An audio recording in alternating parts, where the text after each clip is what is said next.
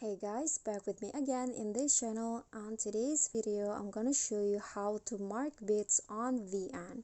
So here I already add a video with music on it. So here I'm gonna just you can see you can hear that there's a music in my video. So if you want to mark the beats, you need to extract the audio first. So just click on the video, and here you'll find an option to extract audio. Click on that, and the audio file will appear at the top. And to mark the beats, you'll see there's a pop-up here. If you click on the audio, there's a pop-up to mark the beats. Click on beats here, and here you can just listen to the music and mark the beats. For example, I'm gonna mark on this one, and here,